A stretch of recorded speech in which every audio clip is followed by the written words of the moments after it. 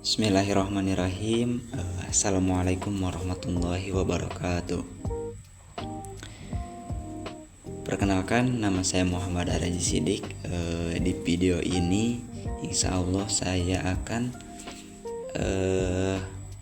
menjelaskan sedikit tentang kajian ilmu aswat.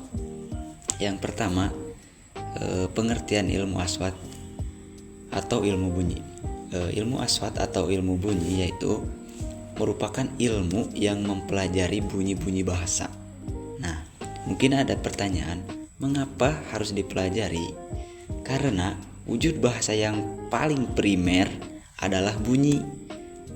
Apa itu bunyi? Bunyi adalah getaran udara yang masuk ke telinga sehingga menimbulkan suara.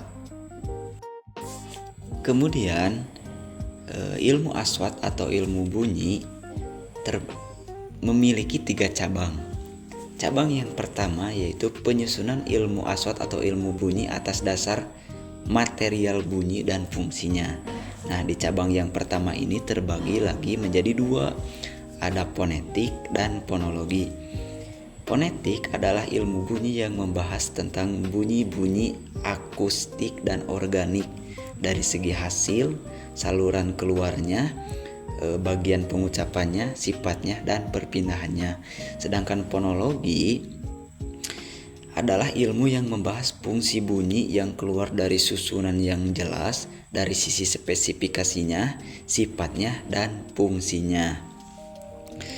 Terus, cabang yang kedua dari ilmu aswat yaitu penyusunan ilmu aswat dari segi metode yang diikuti dalam pembahasan bunyi.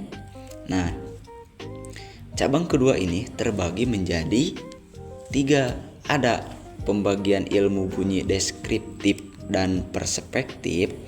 Terus ada pembagian bunyi sinkronik dan diakronik. Terus yang ketiga ada pembagian bunyi komparatif dan kontrastif. Nah, ilmu bunyi deskriptif adalah ilmu bunyi yang mempelajari bunyi bahasa apa adanya tanpa fokus pada fungsinya untuk memberikan makna. Sedangkan ilmu bunyi perspektif yaitu bunyi yang mempelajari bahasa dari sudut pandang fungsinya dalam membedakan maknanya. Nah, terus ada ilmu bunyi sinkronik, yaitu yang mempelajari atau mengkaji struktur bunyi dalam satu kurun waktu tertentu tanpa melihat perkembangannya. Sedangkan diakronik yaitu yang mengkaji atau mempelajari perkembangan bunyi tersebut dari masa ke masa secara historis. Terus ada ilmu bunyi komparatif, yaitu yang berfokus untuk membandingkan bahasa untuk melacak hubungan genetik atau keturunan dan merekonstruksi bahasa purba melalui perbandingan struktur fonologinya. Sedangkan bunyi kontrastif yaitu bunyi yang membandingkan 2 bahasa secara langsung untuk mengidentifikasi persamaan dan perbedaan struktur fonologi. Nah, yang sering digunakan untuk memprediksi kualitas belajar bahasa tersebut. Itu cabang kedua. Nah, cabang ketiga dari ilmu aswat yaitu penyusunan ilmu aswat dari segi perjalanan suara dalam pengamalan berbicara. Cabang ini terbagi menjadi 3. Ada ilmu aswat an-nutqi atau disebut ilmu artikulasi. Terus ada ilmu aswat akuistik, dan yang ketiga ada ilmu aswat pendengaran atau simai atau audiotoris. Ilmu aswat an-nutqi atau ilmu aswat artikulatoris yaitu yang mempelajari produksi bunyi oleh alat ucap manusia. Terus ilmu aswat atau ilmu bunyi akuistik yaitu yang menganalisis sifat fisik bunyi tersebut, bunyi bahasa tersebut. Nah, sedangkan ilmu aswat pendengaran atau simai atau audiotoris yaitu yang meneliti bagaimana bunyi bahasa diterima dan diproses oleh sistem pendengaran manusia. Nah, ketiganya itu saling berhubungan dalam proses lengkap bunyi bahasa dari produksi hingga persepsi. Kemudian selain ilmu aswat itu memiliki cabang, ilmu aswat juga memiliki kedudukan. Nah, kedudukan ilmu aswat ini yaitu ilmu aswat memiliki kedudukan yang fundamental dalam bahasa Arab karena merupakan cabang ilmu yang mempelajari bunyi bahasa. Karena ilmu aswat itu menjadi dasar untuk pengucapan yang benar, pemahaman struktur kalimat atau nahwu dan shorof, dan makna serta pemahaman untuk leksikologi dan leksikografi. Nah, kita akan membahas satu persatu kedudukan tersebut. Yang pertama, ilmu aswat itu memberikan penjelasan dalam pembelajaran shorof atau morfologi. Nah, singkatnya atau contohnya kita dapat membedakan kata ijtahama dan ijdahama. Terus kata ijtada dan ijdada itu dipelajari dalam ilmu morfologi atau ilmu shorof dalam kajian ilmu aswat. Terus ilmu aswat juga memberikan penjelasan atau pemahaman dalam pembelajaran nahwiyah atau sintaksis. Atau ilmu nahwu. Langsung ambil contoh dalam kata al ustadu la yadhuru hadal yaum. Nah, dalam mempelajari ilmu sintaksis dalam kajian ilmu aswat, kita dapat membedakan bahwa kalimat tersebut itu atau jumlah mufidah tersebut itu menunjukkan khobariyah takririyah atau istifhamiyah inkari. Seperti itu. Nah, kedudukan ketiga, ilmu aswat itu memberikan penjelasan atau pemahaman dari segi makna kalimat atau semantik. Nah, contoh katanya seperti mudirul madrasatu al-jadidatu. Nah, kita dapat membedakan kata tersebut itu dari kata al-jadidatunya. Al-jadidatu itu bisa dapat menjadi makna atau menjadi sifat al-madrasatu atau menjadi sifat mudiratu. Itu dalam mempelajari makna atau semantik. Nah, yang terakhir, kedudukan yang terakhir, ilmu aswat itu memberikan pemahaman untuk kajian leksikologi dan leksikografi. Kemudian pembahasan selanjutnya yaitu urgensi dari ilmu aswat. Nah, urgensi dari ilmu aswat yaitu ilmu aswat memiliki peran yang sangat penting, terutama dalam pengucapan atau pelafalan, dalam fungsional maupun dalam pembelajaran. Yang pertama, dalam pelafalan, kenapa penting mempelajari ilmu aswat untuk pelafalan? Karena dengan mempelajari ilmu aswat, pelafalan kita dapat bisa membedakan antara huruf hijaiyah yang ini dengan yang ini gitu. Terus dalam fungsional kita dapat membedakan makna. Contohnya, ketika kita sudah mempelajari ilmu aswat, kita mengetahui arti misalkan kepala sekolah baru. Nah, kita bisa membedakan yang baru itu sekolahnya atau kepala sekolahnya. Seperti itu. Bisa aja kita mengatakan kepala sekolah baru atau kepala sekolah baru. Nah, seperti itu. Terus penting juga dalam pembelajaran karena kenapa ilmu aswat penting dalam pembelajaran? Karena seseorang yang ingin belajar bahasa maka diharuskan memiliki pengetahuan dalam sistem ilmu aswat dengan pengetahuan yang sempurna. Yang selanjutnya, setelah kita membahas pengertian ilmu aswat, cabang-cabang ilmu aswat, kedudukan ilmu aswat, dan urgensi ilmu aswat, kita akan membahas as-saut al-lughawi, yaitu bunyi bahasa. Apa sih bunyi bahasa? Bunyi bahasa adalah efek suara dari pelafalan pada situasi manusia dan melalui gerakan khusus manusia tersebut bisa mengekspresikan sesuatu ketika berbicara dan memberikan dampak tertentu ketika didengar. Nah, bunyi bahasa itu terbagi menjadi dua, ada bunyi segmental dan suprasegmental. Nah, terjadinya bunyi bahasa tersebut atau terjadinya bunyi tersebut itu ada 3, karena adanya sumber daya, yang kedua benda yang bergetar, dan yang ketiga ada resonansi ruang atau ruang resonator. Nah, dalam garis besar terjadinya atau prosesnya bunyi tersebut terbentuk itu ada 4. Yang pertama, proses keluarnya bunyi dari paru-paru, terus proses fonasi, yaitu lewatnya bunyi dalam tenggorokan. Yang ketiga, proses artikulasi, yaitu proses terbentuknya bunyi oleh artikulator. Dan yang keempat, proses oronasal, yaitu proses keluarnya bunyi melalui mulut atau hidung. Dan yang selanjutnya kita membahas tentang alat ucap dan organ-organ bicara. Istilah alat ucap, apa sih alat ucap? Alat ucap itu yang merujuk pada perangkat manusia yang terdapat di antara 2 bibir dan 2 paru-paru yang berkontribusi sehingga menyebabkan terbentuknya suara. Nah, alat ucap ini mencakup dari organ bicara. Apa saja sih organ-organ bicaranya?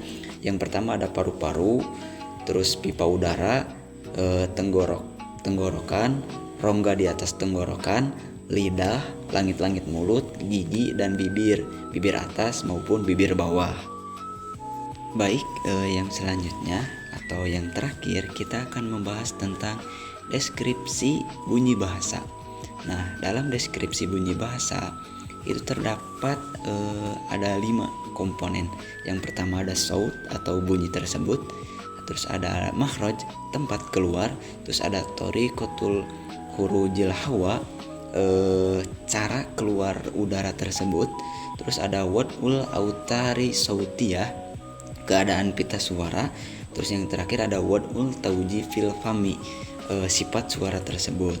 Nah, as-saut, suara atau bunyi itu adalah huruf hijaiyah. Terus kalau makhraj itu tempat-tempatnya. Nah, kita akan membahas satu persatu dari huruf hijaiyah tersebut. Kita mulai dari yang pertama, ada huruf hamzah. Nah, huruf hamzah makhrijulnya itu adalah hanjari, dan thariqatul khurujil hawai itu infijari, dan wad'ul autari sautiyah itu mahmus, dan wad'ul tawjifil faminya itu murakkab. Nah, hanjari itu bisa kita artikan tenggorokan, pangkal tenggorokan, atau terus infijari itu letupan, dan mahmus itu tidak bersuara, dan murakkab itu tipis. Nah, cara pelafalannya itu seperti kayak gini. A itu kan dari hanjari ya, jadi a gitu. Terus ada huruf ba, makhorijulnya itu safawi. Terus torikonya infijari, wad'ul autari sautiyahnya majhur, dan sifatnya atau wad'ul taujifil faminya itu murakkab, tipis. Seperti dalam pelafalan ba. Kenapa ba? Kan karena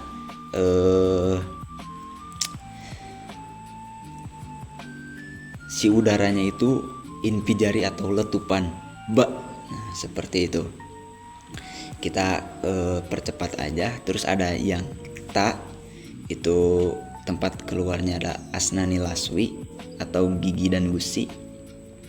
Terus infijari atau letupan, terus mahmus, terus murakkab.